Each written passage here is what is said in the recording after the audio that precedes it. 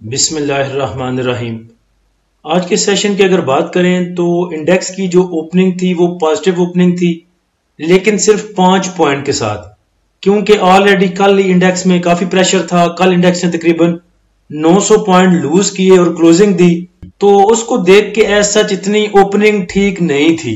Index के आज के हाई की अगर बात करें तो वो सिर्फ 92 पॉइंट के इजाफे के साथ 74,758 पे रहा। उसके बाद इंडेक्स में सेलिंग प्रेशर देखने को मिला और इंडेक्स ने 530 पॉइंट की कमी के साथ आपको लो लेवल दिखाया 74,136 का। उस वक्त मुझे भी उम्मीद थी कि इंडेक्स ये पॉइंट रिकवर कर लेगा, क्योंकि कल का फीपीलीपी ठीक था, इदारों की बाइंग थी, तो लग नहीं रहा था कि कुछ ऐसी पैनिक सिचुएशन है। इसलिए मैंने ग्रुप पे मैसेज भी किया था कि कुछ बैड न्यूज नहीं है, लिहाजा सब्र करें, और मुझे फुल उम्मीद थी कि ये जो पॉइंट है ये कवर हो जाएंगे। उसके बाद इंडेक्स ने वो पॉइंट सब के सब आपको रिकवर करके भी दिए, लेकिन फिर दोबारा लास्ट टाइम इंडेक्स में प्रेशर देखने को मिला और इंडेक्स ने क्लोजिंग दी 447 पॉइंट की कमी के साथ 74,219 पे। ओवरऑल जो वॉल्यूम ट्रेड हुए वो 138 मिलियन के वॉल्यूम ट्रेड हुए KSE 100 इंडेक्स में, जो कि कल से कम थे। कल तकरीबन 179 मिलियन के वॉल्यूम ट्रेड हुए थे।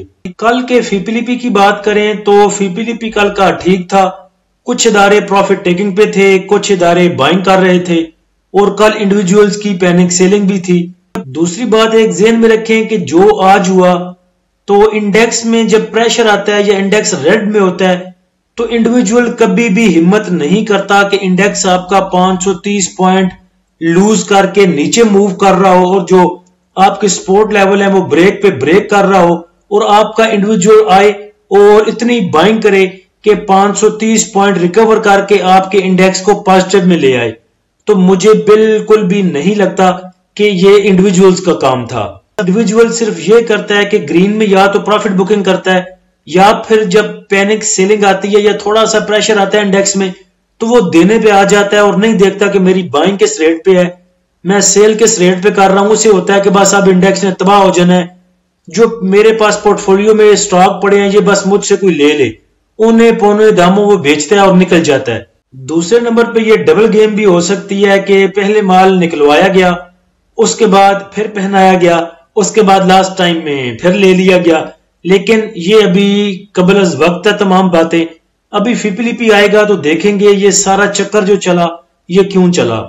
लेकिन एक बात तो आपको माननी पड़ेगी कि इंडेक्स मुतवातर नीचे ही जा रहा है। सोमवार को देखें इंडेक्स ने 303 पॉइंट लूज किए, मंगल को 908 पॉइंट लूज किए और आज 447 पॉइंट लूज किए। तो इस तरह इंडेक्स 3 सेशन में, इस वीक के जो 3 सेशन हो चुके हैं उसमें 1658 पॉइंट की करेक्शन ले चुका है और ऑल टाइम हाई से तकरीबन 2029 पॉइंट नीचे आ चुका है। लेकिन देखा जाए तो स्टॉक की जो प्राइसेस है उसमें ज्यादा गिरावट नहीं है। जो बड़े स्टॉक हैं वो 2-2, 3-3 रुपए के डिफरेंस के साथ हैं। अब OGDC PPL को देख लें, तकरीबन 3-3, 4-4 रुपए के डिफरेंस के साथ हैं।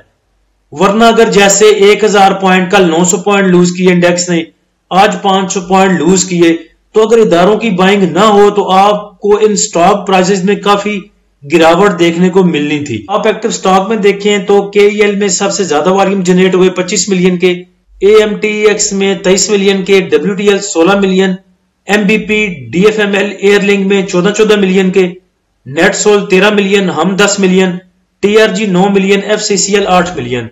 नेटसोल की अभी मैंने प्राइस देखी है 141, तो मुझे याद आया वो वक्त जब 113 पे, 120 पे इसको लोअर लाख लग रहे थे और आवाम इसको बस दिए जा रही थी, और आज देखें ये फिर 141 पे खड़ा है।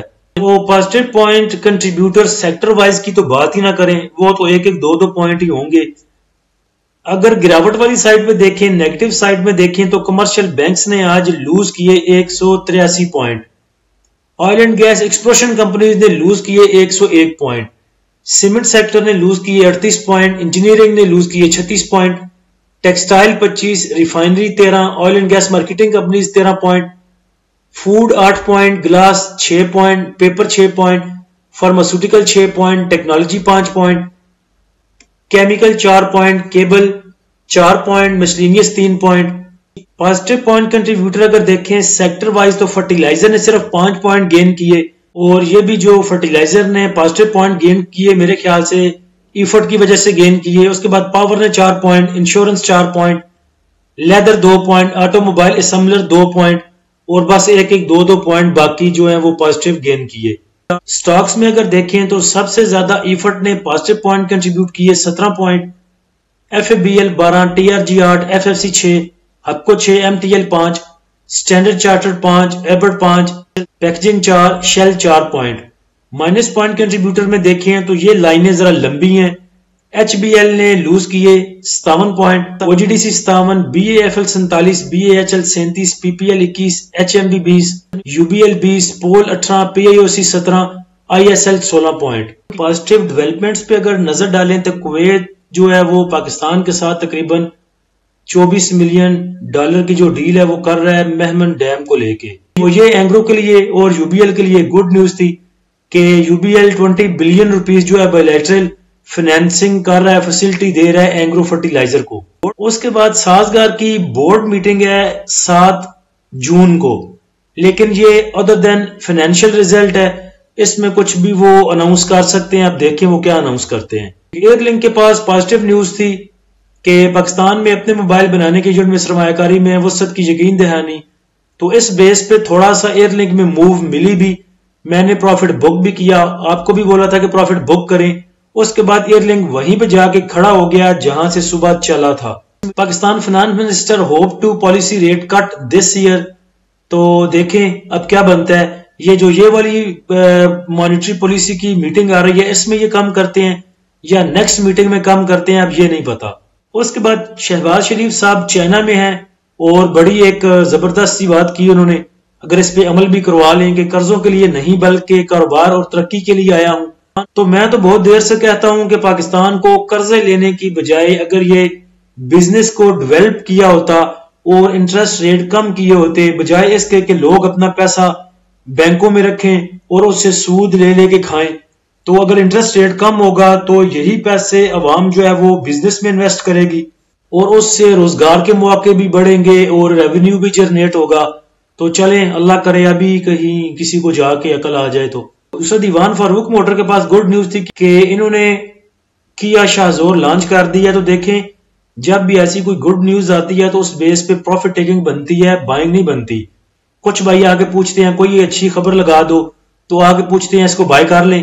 तो मेरे भाई जिन्होंने पहले अफवाहों पे या डिप में बाय किया होता है, जब बुरे हालात चल रहे होते हैं कंपनियों के और एक लॉन्ग व्यू नजर आता है कि आगे चल के चीजें ठीक होंगी, तब जो बंदे रिस्क लेते हैं ये उनका टाइम है कि वो प्रॉफिट टेकिंग करें। अब ऐसी न्यूज से अगर डीएफएमएल 15 से 40, 45, 50 के दरमियान आ चुका है तो अब इसको बाय करना बनता नहीं। अभी आज के सेशन का अगर फीपीलीपी देखें तो बैंक्स की बाइंग है 1.51 मिलियन की, ब्रोकर की सेलिंग 1.84 मिलियन की, कंपनीज की सेलिंग 1.17 मिलियन की, और कल भी यही दो सेलिंग पे थे। उसके बाद फॉरेन कॉर्पोरेट्स की आज बाइंग थोड़ी सी है 0.33 मिलियन की, फॉरेन इंडिविजुअल्स की सेलिंग 0.17 मिलियन की, और सबसे ज्यादा सेलिंग इंडिविजुअल्स की 2.61 मिलियन की।